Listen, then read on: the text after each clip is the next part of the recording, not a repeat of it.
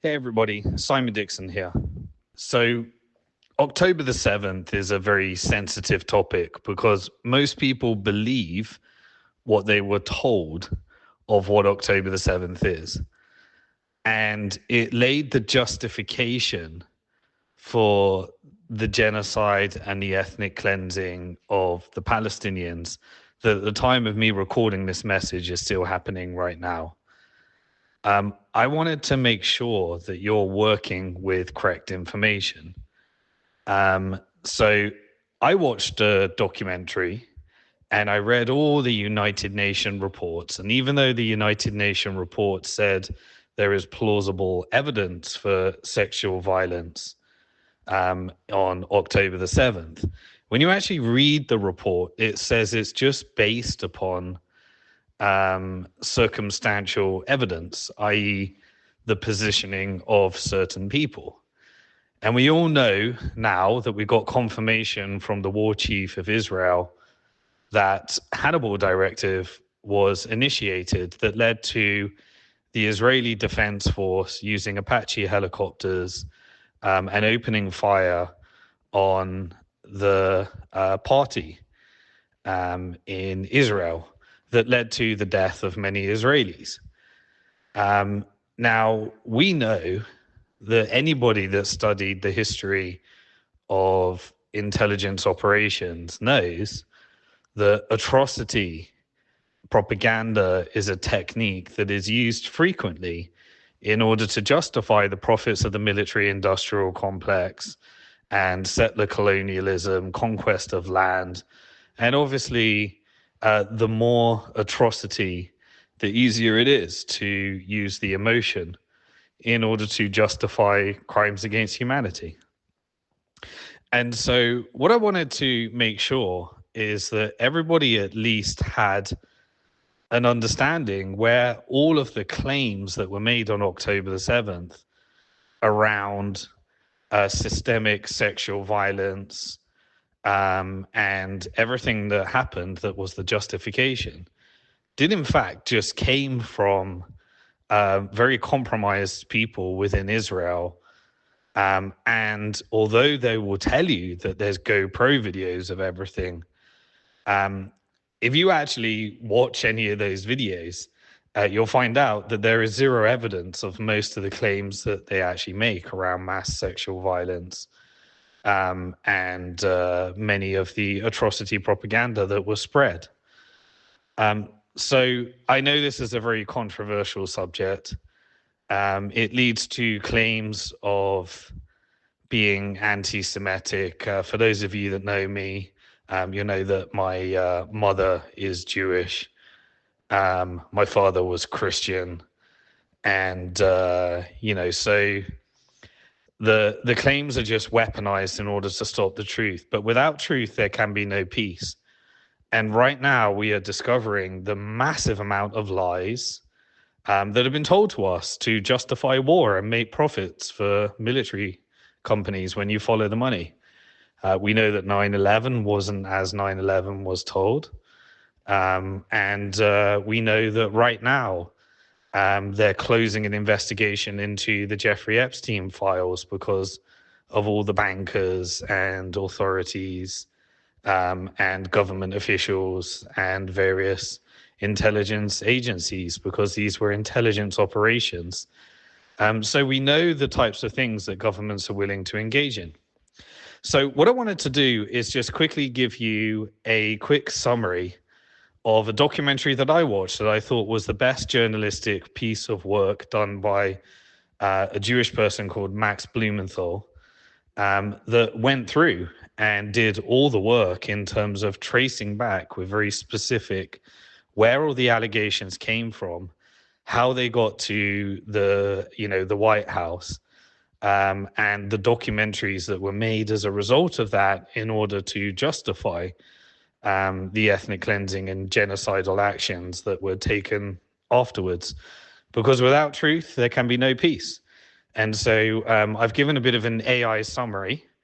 And once you've listened to the AI summary, you can either stop there or you're welcome to actually go deep into all the evidence and all the citations and the exact specific names of everybody that was involved in making you believe that October the 7th was something very different to what it actually is.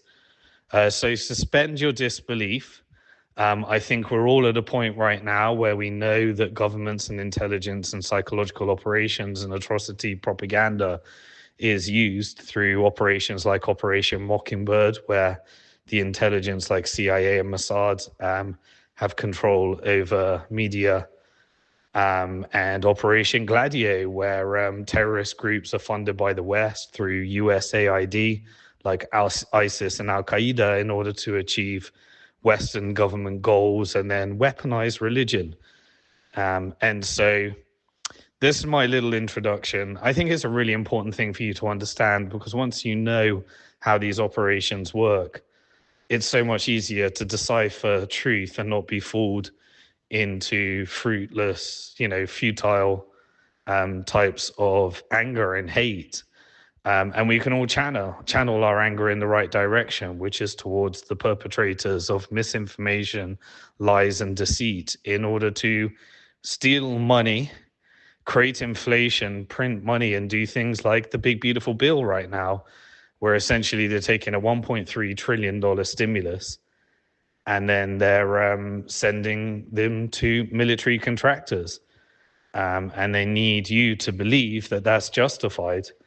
As they steal money, they get the money, you pay the inflation, and it's theft from the average person. And that's why they do these things like atrocity propaganda, in order to make you feel like their actions are justified. And we have witnessed right now the severe crimes against humanity that have been perpetuated as a result of this narrative that was shared and still continues to be shared on October the 7th, that was based upon complete false information and atrocity propaganda. So check out the AI summary. And if you want to go really deep, then I've written a blog overview, and you can listen. You can watch the full documentary, which I recommend everyone to do. But sometimes I know you're busy. Welcome to the Deep Dive. We're here to unpack complex information, helping you get truly well-informed. Today, we're diving into a really sensitive and crucial topic, the events of October 7th, 2023. And specifically, the narratives that emerge very quickly afterwards, focusing on claims of what the sources are calling atrocity propaganda. That's the deliberate use of exaggerated, maybe even fabricated stories of horrific acts, usually to manipulate public opinion, often to dehumanize an enemy. Our sources for this deep dive are Simon Dixon's introduction and his blog, which relate to the documentary Atrocity, Inc. by Max Blumenthal. And our mission here is really to explore how information can be shaped, how it's disseminated. We'll be scrutinizing some widely circulated claims by looking at what was later reported, or sometimes even contradicted, by official sources. And this raises a big question for you, the listener. How do we actually discern truth when information itself is weaponized? Okay, let's unpack this then. Immediately after October 7th, these widespread, pretty shocking claims started circulating everywhere.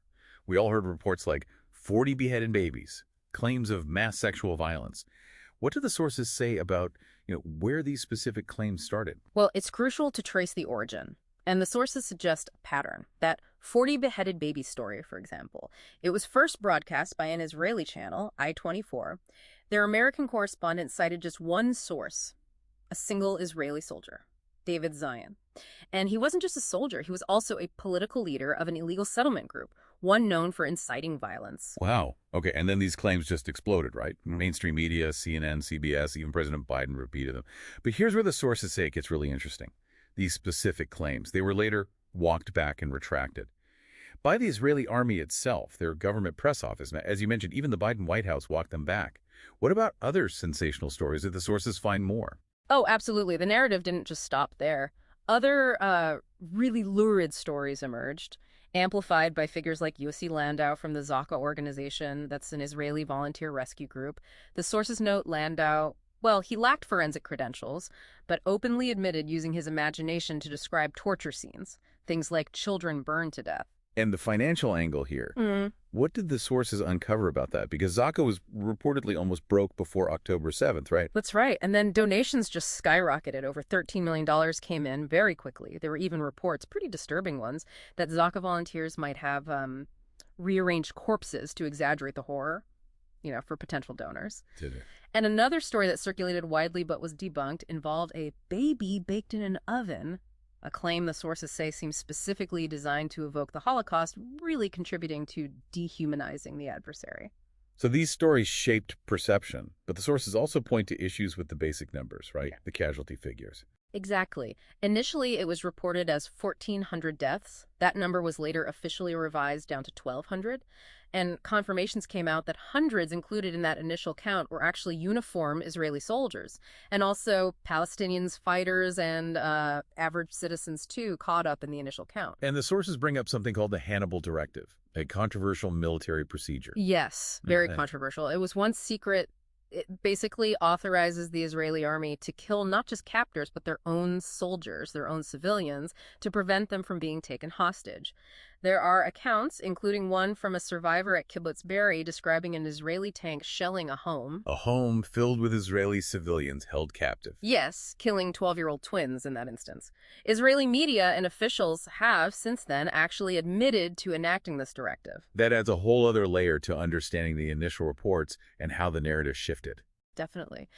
And as international support for Israel's military response started to, dwindle, the sources show a new narrative taking center stage, this time focusing on systemic rape by Hamas. The pollster Frank Luntz heavily influenced this, apparently finding that stories of raped civilians caused the most outrage, and you saw high-profile figures like Sheryl Sandberg, Hillary Clinton, championing this narrative. The sources even mentioned the use of what they term crisis actors in some promotions. Right, and major outlets like the New York Times ran with these stories, based on sources like Yossi Landau again and anonymous accounts, but these were later contradicted. Widely contradicted, yeah. By official kibbutz spokesmen, by a lack of forensic evidence from police investigations. Even the family of Gal Abdush, her story was used as a symbol of these horrors. They publicly denied she was raped. They said the timeline just made it impossible. Wow. And the sources even state Sheryl Sandberg's documentary used what they call violently coerced false confessions from Palestinian prisoners. So connecting this, there's another side the sources bring up, about the Israeli prison system. Yes, an Israeli human rights group, B'Tselem, reported on how the prison system transformed after October 7th, calling them de facto torture camps. They cite testimonies, even video evidence, of gang rape of Palestinian men by Israeli soldiers. Video evidence. Correct. And what the sources find particularly striking is that soldiers charged with these crimes received public support in Israel, calls for their exoneration.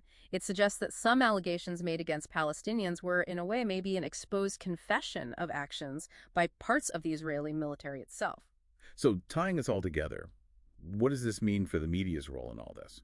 Well, the sources argue pretty strongly that Western mainstream media's coverage, described as deceptive, had real-world consequences for Palestinians, contributing to a narrative that sometimes branded them as human animals. And there's that quote from a military contractor CEO. Right, saying this intellectual battle is critical, because if we lose the intellectual debate, you will not be able to deploy any army in the West, ever. It highlights the stakes involved in controlling the narrative.